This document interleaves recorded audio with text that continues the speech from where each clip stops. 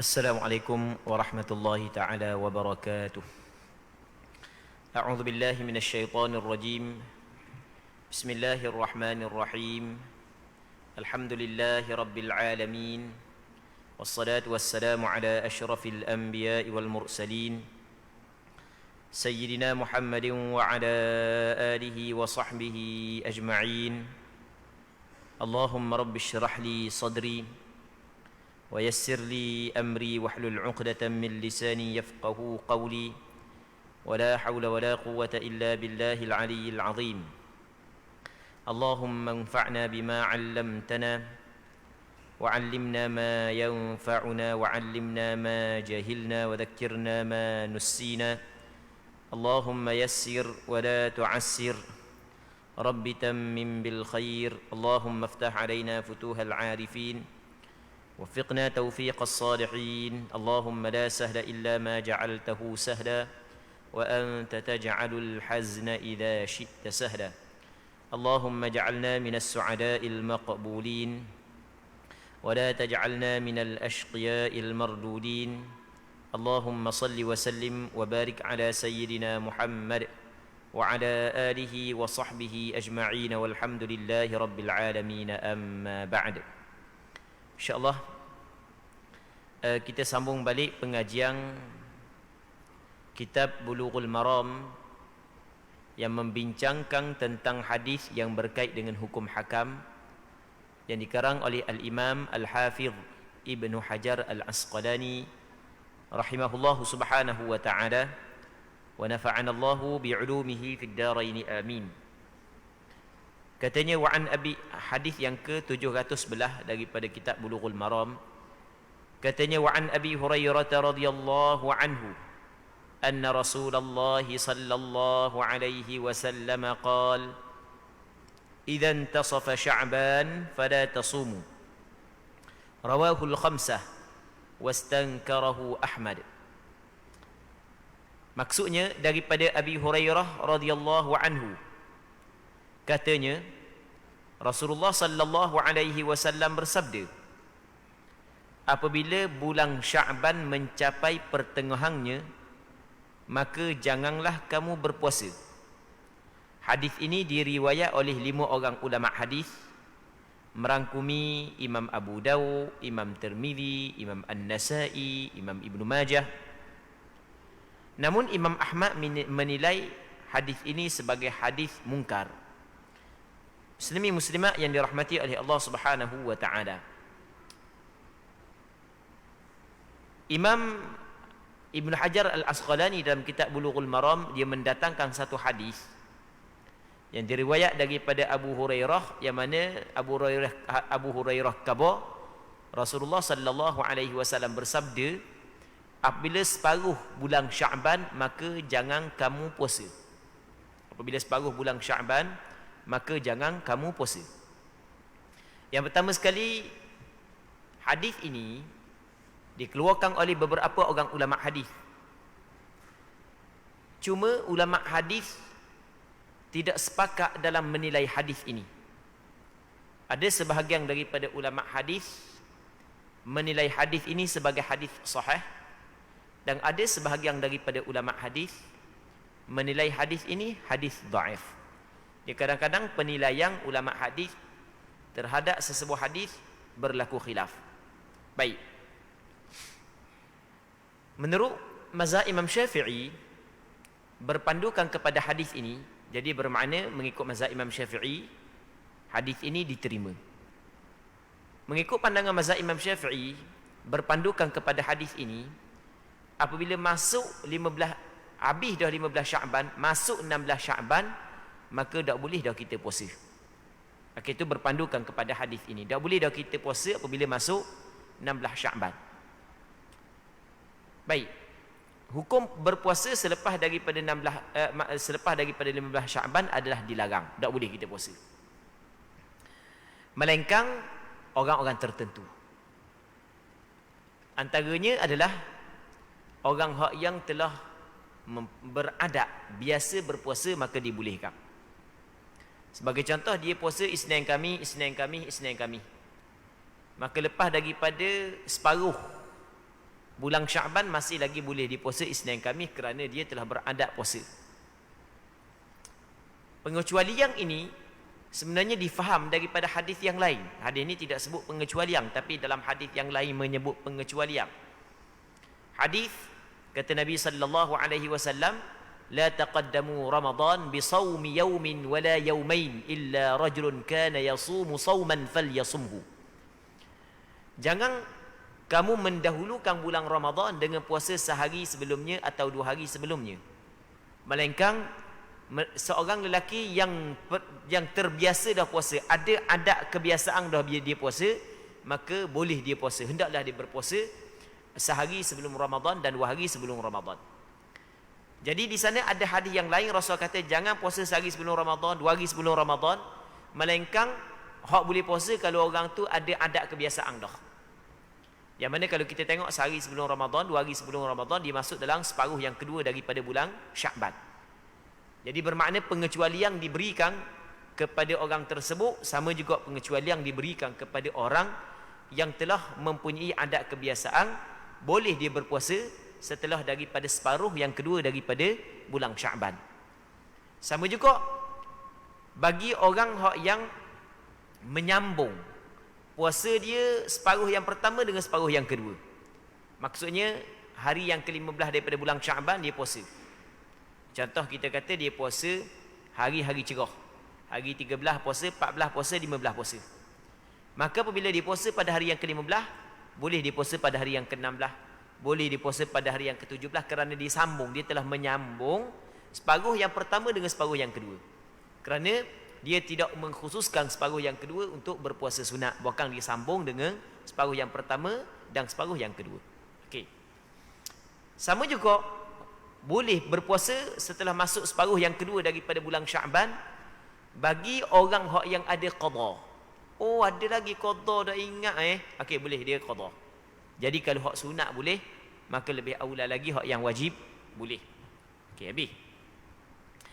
Seterusnya katanya wa anis Samma'i binti Busrin radhiyallahu anha anna Rasulullah sallallahu alaihi wasallam qala la tasumu yawm as-sabti illa fi mafturida alaikum fa in lam yajid ahadukum illa liha'a 'inabin aw 'uda shajaratin falyamdugha rawahu al-khamsah wa rijaluhu thiqat illa annahu muttarib wa qad ankarahu Malik wa qala Abu Dawud huwa mansukh. Maksudnya daripada Samma' binti Busr radhiyallahu anhu bahawasanya Rasulullah sallallahu alaihi wasallam pernah bersabda, jangan kamu puasa di hari Sabtu kecuali bila berpuasa yang difardukan bagimu. Dan jika seorang dari kamu dalam berbukanya tidak menemui yang lain kecuali hanya kulit anggur atau batang pohon muda, hendaklah dia mengunyahnya. Hadis diriwayat oleh 5 orang ulama hadis. Baik. Dan perawi-perawi hadis ini adalah perawi hadis thiqah. Cuma hadis ni ada sedikit muttarib, gelombang, dan hadis ni Imam Malik menilai sebagai hadis munkar, manakala Imam Abu Daud mengatakan hadis ini dimansuhkan. Muslimin muslimat yang dirahmati oleh Allah Subhanahu wa taala. Seorang sahabiat Rasulullah yang dikenali sebagai Samma' binti Busr, dia telah menceritakan kepada kita suatu hadis perkataan Rasulullah. Kata Rasul kata jangan mu puasa pada hari Sabtu. Jadi Rasulullah larang berpuasa pada hari Sabtu. Daripada asalnya puasa ada puasa wajib, ada puasa sunat.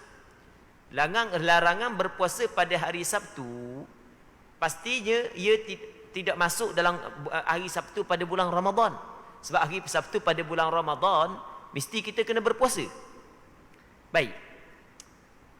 Dalam hadis ini mengecualikan illa fi mafturida alaikum, melainkan hari yang difardukan kepada kamu ataupun puasa yang diwajibkan kepada kamu. Dia puasa yang diwajibkan jelas pada bulan Ramadan. Itu jelas. Selain daripada bulan Ramadan, ada selain daripada bulan Ramadan, sebagai contoh puasa nazar ke, puasa qada ke, puasa kafarah ke. Kadang-kadang kita melakukan kesalahan-kesalahan tertentu yang wajib kita kena kafarah puasa sebagai contoh, maka boleh kita membayar puasa kafarah pada hari Sabtu. Sama juga puasa nazar, kita nazar untuk berpuasa, maka boleh kita berpuasa pada hari Sabtu. Ataupun kita ada kewajipan qada puasa, maka boleh kita berpuasa pada hari Sabtu. Muslimin muslimat yang dirahmati oleh Allah Subhanahu wa taala. Kalau kita tengok dalam hadis ni, kata Rasulullah bagaimana? Sekiranya seorang saat itu pada hari Sabtu dia tidak dapati melainkan hanya kulit buah anggur je, tak ada benda makan. Ataupun dia mendapati benda ranting kayu je, kekoh juga, nak biar nampak jangan puasa pada hari Sabtu. Okey, jelas hadis, maksud hadis. Rasul dak puasa pada hari Sabtu, melainkan puasa yang diwajibkan satu. Sehingga kan larangan ataupun Rasul dak puasa kalau tak ada makanan sekalipun, kunyahlah batang-batang kayu sampai tahap tu. Itu adalah kiasan tambuh baginya puasa pada hari Sabtu. Muslimin muslimat yang dirahmati oleh Allah Subhanahu wa taala. Okey, yang pertama sekali kita faham dah hadis ni. Okey, itu yang pertama. Yang keduanya, daripada sudut penilaian ulama. Sebahagian daripada ulama menilai hadis ini sebagai hadis dhaif. Antaranya adalah Imam Malik sendiri. Imam Malik mengatakan hadis ini adalah hadis dhaif. Namun sebahagian daripada ulama hadis yang lain mengatakan hadis ini sebagai hadis sahih. Kita tidak perlu bincanglah apalah alasan dia jadi panjang pula. Baik. Kita cuma khabar secara asas sahaja. Secara umum sahaja. Tidak sesuai pula panjang-panjang kan duk cerita. Panjang tak sesuai pula. Jadi hadis ni sebenarnya secara asasnya ulama berbeza pandangan dalam menilai hadis ini. Ada sebahagian daripada ulama menilai hadis ini sebagai hadis sahih, dan ada sebahagian yang lain menilai hadis ini sebagai hadis dhaif. Okey, selesai. Atas pandangan yang mengatakan hadis ini adalah hadis sahih, maka hadis ini dijadikan sandaran dalil. Jadi bermakna tidak boleh kita berpuasa sunat pada hari Sabtu sahaja. Tidak boleh berpuasa sunat hanya pada hari Sabtu sahaja. Hari Sabtu saja tak boleh berpuasa sunat. Tapi bagi orang yang bukan dia berpuasa pada hari Sabtu sahaja, bukan dia berpuasa pada hari sebelum daripada hari Sabtu, sebagai contoh, dia puasa hari Jumaat, lepas tu dia puasa hari Sabtu, itu tidak menjadi masalah. Begitu juga orang yang dia buat wirid puasa Nabi Allah Daud selang sehari kan. Selang sehari ada kena hari Sabtu. Selang sehari ada kena hari Sabtu. Dak minggu ni, minggu depan. Kena hari Sabtu sekali. Baik. Maka itu tidak menjadi masalah kerana bukanlah dia mengkhususkan puasa pada hari Sabtu. Menunggalkan puasa pada hari Sabtu tanpa ada sebab-sebab tanpa ada sebab-sebab yang munasabah, maka hukum dia adalah makruh. Hukum dia adalah makruh, dan ni adalah sebenarnya pandangan mazhab Imam Syafi'i. Bagi orang yang nak berpuasa pada hari Sabtu, dia kena puasa sehari sebelumnya. Okey. Seterusnya kata dia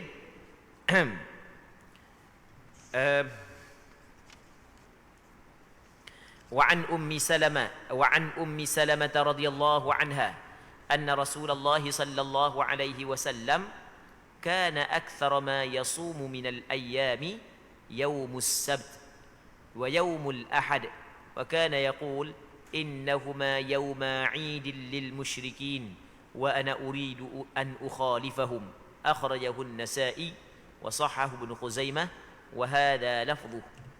Maksudnya daripada Ummi Salamah radhiyallahu anha bahawasanya Rasulullah sallallahu alaihi wasallam adalah bahawa Rasulullah sallallahu alaihi wasallam puasa yang sering dilakukan oleh Rasulullah di hari-hari biasa adalah hari Sabtu dan hari Ahad. Baginda sallallahu alaihi wasallam telah bersabda, sesungguhnya keduanya merupakan hari raya kaum musyrikin dan aku ingin bersikap berbeza dengan mereka. Hadis ini dikeluarkan oleh Imam An-Nasa'i di dalam sunannya dan dinilai sahih oleh Imam Ibnu Khuzaimah. Dan ini adalah lafaz bagi Imam Ibnu Khuzaimah. Muslimin muslimat yang dirahmati oleh Allah Subhanahu wa taala. Dalam hadis ni, isteri Rasulullah yang dikenali sebagai Ummu Salamah menceritakan kepada kita bahawasanya dalam hari-hari seminggu, puasa yang paling banyak dilakukan oleh Rasulullah adalah puasa pada hari Sabtu dan hari Ahad. Hari Sabtu dan hari Ahad. Baik. Manakala hak sebelum daripada ni kata tak boleh puasa pada hari Sabtu. Tiba-tiba hari ni dia menyebut, hadis ni menyebut Rasulullah yang paling banyak Rasulullah puasa adalah hari Sabtu dengan hari Ahad. Dah warna pula. Okey, yang kedua, yang pertamanya kita kena tahu hadis ni sebenarnya ulama berbeza pandangan. Sebahagian daripada ulama hadis menilai hadis ini sebagai hadis dhaif. Jadi kalau apabila hadis dhaif, maka jelas hadis ini tidak boleh dijadikan sandaran selama mana tidak ada penyokong dan penguatnya. Baik, namun di sana ada juga ulama yang menilai hadis ini adalah sebagai hadis yang boleh diterima. Maksudnya hadis ini adalah hadis yang boleh diterima. Baik. Jadi hari yang paling banyak Rasul berpuasa adalah pada hari Sabtu dan pada hari Ahad. Sebelum ni Rasulullah sallallahu alaihi wasallam larang menunggalkan puasa pada hari Sabtu. Maka cara untuk kita menggabungkan dua hadis tersebut ada beberapa cara yang disebut oleh ulama. Antaranya adalah Rasulullah sallallahu alaihi wasallam bukan hanya semata-mata puasa pada hari Sabtu sahaja. Bukan digabungkan dengan hari-hari lain. Wallahu a'lam. Muslimin muslimat yang dirahmati oleh Allah Subhanahu wa taala. Jadi kalau kita buka dalam kitab fiqh, apa yang disebut dalam kitab fiqh, khususnya fiqh mazhab Imam Syafi'i, hari Sabtu tidak boleh kita tunggalkan berpuasa padanya. Puasa sunatlah. Kalau kita nak puasa pada hari Sabtu, kita kena gabungkan dengan puasa pada hari-hari yang lain. Seterusnya wa an Abi Hurairah radhiyallahu anhu anna an-nabiy sallallahu alaihi wasallam naha an shaumi yaumi Arafah bi Arafah. Rawahu al-khamsatu ghayra at-Tirmidzi wa sahahu Ibnu Khuzaimah wal Hakim wastankarahu al-Uqaili. Maksudnya daripada Abi Hurairah radhiyallahu anhu bahwasanya Nabi sallallahu alaihi wasallam melarang puasa pada hari Arafah di Arafah.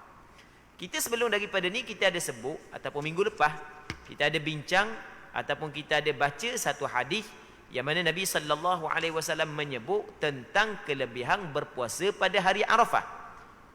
Jadi sebelum daripada ni minggu lepas ke 2 minggu lepas kita ada bincang berkenaan dengan kelebihan puasa pada hari Arafah. Daripada Abi Qatadah Al-Ansari, hadis diriwayat oleh Imam Muslim, kata Nabi sallallahu alaihi wasallam ketika orang tanya tentang puasa pada hari Arafah, kata Rasulullah yukaffirus sanatal madiyata wal baqiyah. Puasa pada hari Arafah dia menghapuskan dosa setahun sebelum dan setahun kemudian. Tiba-tiba dalam hadis ni pula Rasulullah melarang puasa pada hari Arafah di Arafah. Warna hak nu ada kelebihan, hak ni ada dilarang. Baik. Kalau kita perhati molek, sebenarnya hadis ni menyebut Rasulullah larang puasa pada hari Arafah di Arafah. Maksudnya orang hak yang mengerjakan haji, tidak sunat dia berpuasa, bahkan makruh dia berpuasa. Hak yang kata sunat berpuasa pada hari Arafah adalah bagi orang yang tidak mengerjakan haji. Jadi hak tu kita hurah dah sebelum daripada ni. Jadi puasa pada hari Arafah memanglah disunatkan. Namun disunatkan kepada orang yang tidak mengerjakan haji. Manakala orang yang mengerjakan haji, oleh kerana haji ni perlu kepada tenaga, maka dilarang dia berpuasa, makruh dia berpuasa. Orang yang buat haji jangan puasalah pada hari Arafah. Kita hak dok kampung ni hak dok buat haji je sunat berpuasa. Baik. Hadis ni diriwayat oleh 5 orang ulama hadis selain daripada Imam Tirmidzi. Imam Tirmidzi tidak meriwayat hadis ni. Imam Abu Dawud, Imam Nasa'i, Imam Ibnu Majah meriwayatkan hadis ini. Dan hadis ini dinilai sahih oleh Imam Ibnu Khuzaimah dan Imam Hakim. Namun Imam Al-Uqaili menilai hadis ini sebagai hadis mungkar. Baik. Juga hadis ini juga berlaku perselisihan di kalangan ulama hadis dalam membuat penilaian dia. Baik. Seterusnya wa an Abdullah bin Amr radhiyallahu anhuma qala Rasulullah sallallahu alaihi wasallam la sama man sama al-abad muttafaqun alaih. Daripada Abdullah bin Amr radhiyallahu anhuma, katanya Rasulullah sallallahu alaihi wasallam pernah bersabda, tiada puasa mereka yang berpuasa selama-lama. Hadis ini dikeluarkan oleh Imam Bukhari dan Muslim. Jadi Rasulullah kabum di dalam hadis ini tidak ada puasa bagi mereka yang puasa selama-lama. Ni dipanggil puasa dia. Kalau dalam istilah fiqh dipanggil siyamud dahr, puasa sepanjang tahun. Setiap hari dia puasa. Setiap hari dia puasa. Maka Rasulullah sallallahu alaihi wasallam sebut tidak ada puasa bagi orang yang berpuasa sepanjang tahun. Maksud dia tidak ada puasa, yang pertama sekali kata ulama, hukum dia haram sekiranya dia puasa sepanjang tahun, termasuk puasa hari raya, termasuk puasa hari tasyrik. Kalau sepanjang tahun dia puasa belaka, hari raya dia puasa, hari tasyrik puasa, rajin pelik dia ni, maka hukum dia adalah haram kerana dia telah berpuasa pada hari-hari yang dilarang. Okey, itu yang pertama. Yang keduanya, kalau dia berpuasa sepanjang tahun tetapi hari raya puasa dia tidak puasa, hari raya haji dia tidak puasa, hari 11, 12, 13 daripada bulan Zulhijjah yang dinamakan sebagai hari tasyrik dia tidak puasa, maka di sini ulama berbeza pandangan. Ulama berbeza pandangan. Kita ulang sekali lagi ya. Jadi sekarang ni ada dalam hadis kata Rasul tidak ada puasa mereka yang berpuasa selama-lama. Jadi Rasulullah menafikan hakikat puasa bagi orang yang berpuasa selama-lamanya. Tak ada puasa. Tak jadi puasa dia. Salah puasa gitu. Itu maksud dia. Tak kena puasa gitu. Baik. Jadi apa yang kita dapat faham daripada hadis ini, bahawa dilarang kita berpuasa sepanjang tahun.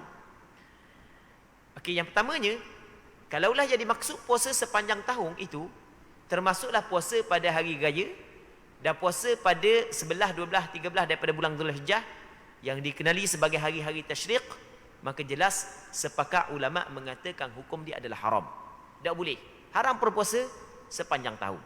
Okey, itu yang pertama. Yang keduanya, andai kata dia puasa setiap hari sepanjang tahun, tetapi hari-hari yang dilarang dia tidak puasa.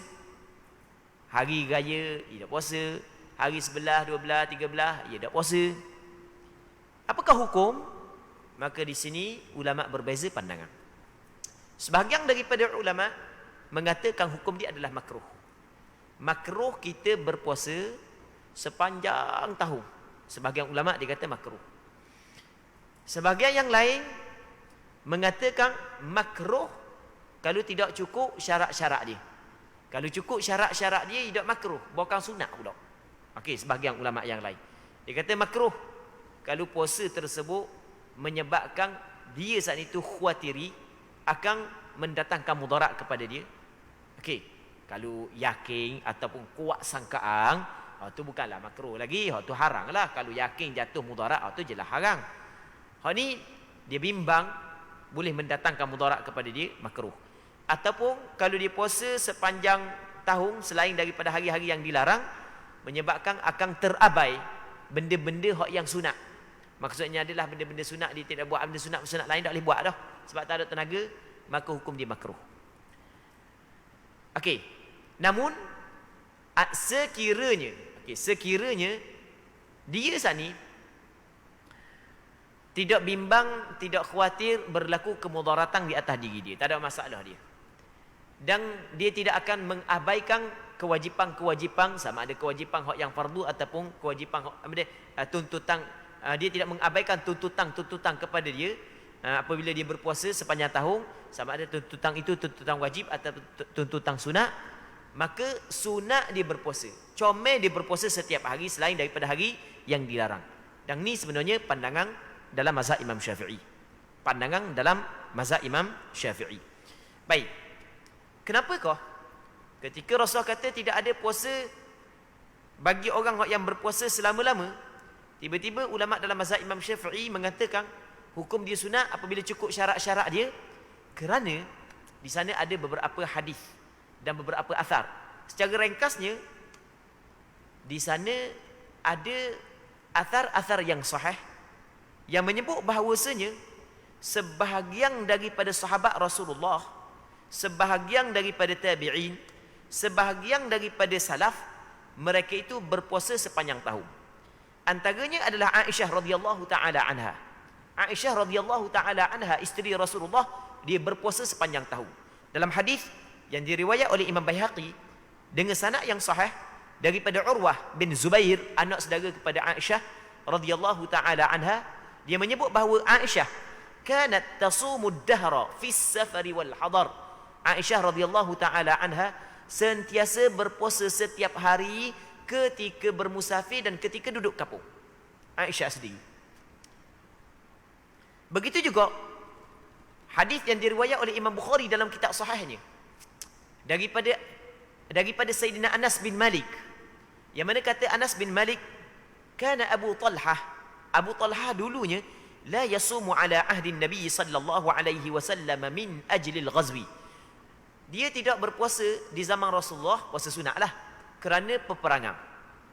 Ada nak puasa sunat sebab perang.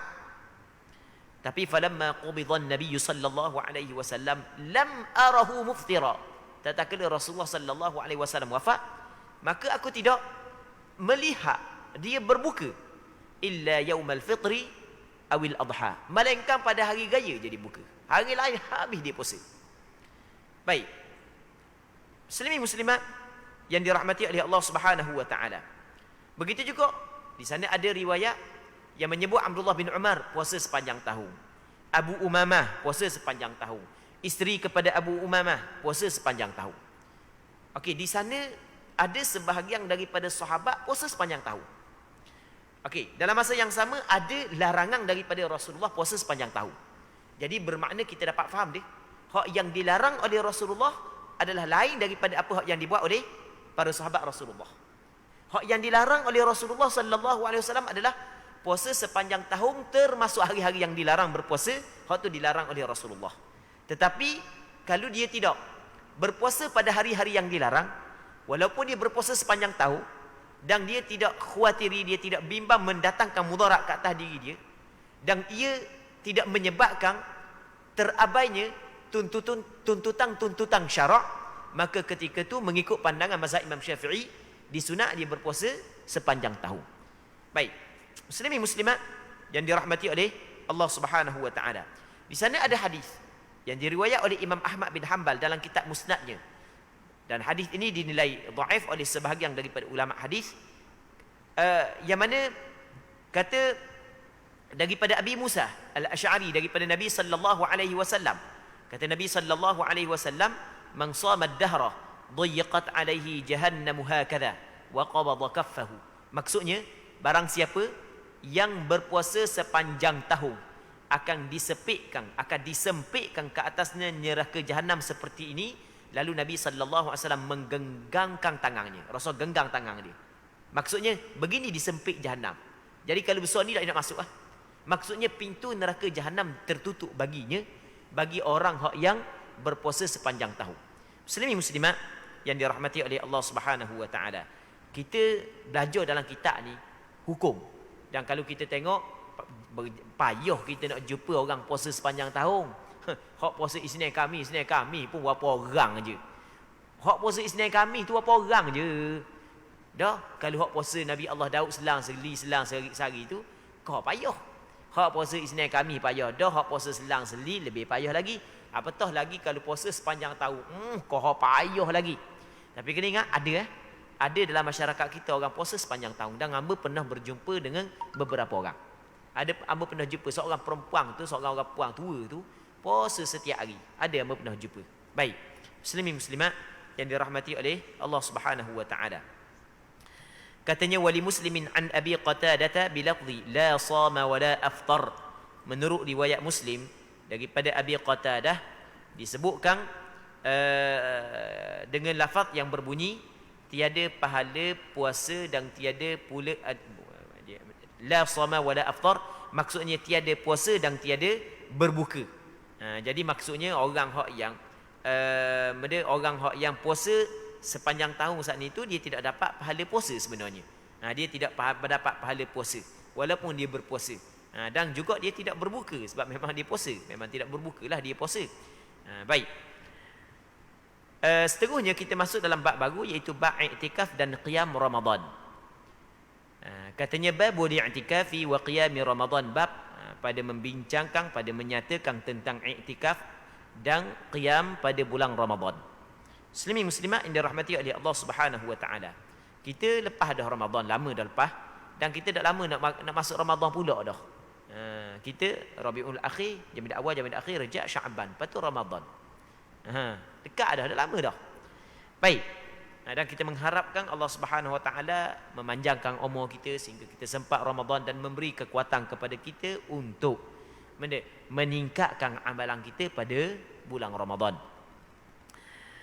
Katanya an Abi Hurairah radhiyallahu anhu anna Rasulullah sallallahu alaihi wasallam qala man qama Ramadana imanan wa ihtisaba ghufira lahu ma taqaddama min dhanbihi, muttafaqun alaih.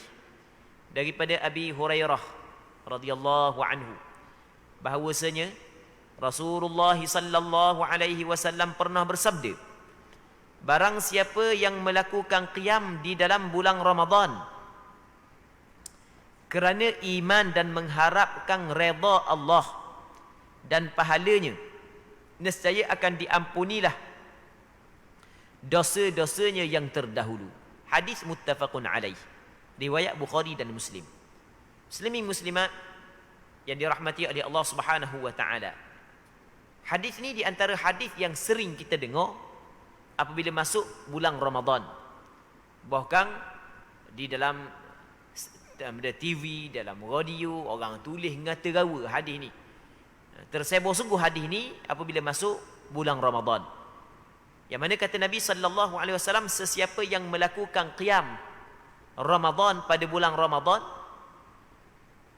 dengan penuh keimanan dan mengharapkan ganjaran daripada Allah, nescaya akan diampunkan kepada baginya segala dosa hak yang dia buat hak lepas-lepas dah.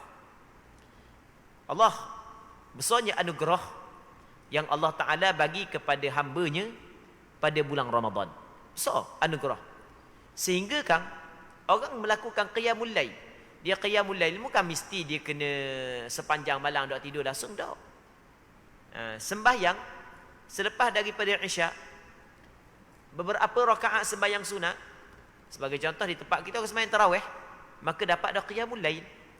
Cuma tinggal lagi kena cukup dua syarat. Syarat yang pertama mesti kena iman, mesti kena percaya kepada Allah Subhanahu wa taala sebagai Tuhan dan percaya meyakini ganjaran yang besar yang Allah Taala bagi kepada orang yang melakukan ibadat ini. Kena percaya. Yang keduanya, syarat yang kedua mesti kena ada ihtisab, mengharapkan ganjaran daripada Allah. Jadi kita buat ibadat tersebut hanya kerana Allah, kita mengharapkan ganjaran daripada Allah, maka dosa-dosa yang kita buat sebelum daripada itu diampunkan oleh Allah Subhanahu wa taala. Muslimin muslimat yang dirahmati oleh Allah Subhanahu wa taala. Kita pada hari ini semua kita nak masuk syurga Allah. Tidak ada seorang pun di kalangan kita yang nak kepada neraka Allah Subhanahu wa taala, tak mahu belaka. Tetapi orang yang dapat masuk ke dalam syurga Allah adalah orang yang bersih. Bersih daripada dosa. Dosa adalah benda yang kotor, yang mengotorkan anggota kita dan yang mengotorkan hati kita. Kalau sekiranya kita tidak bertaubat kepada Allah, baik, maka masih lagi ada amalan-amalan tertentu.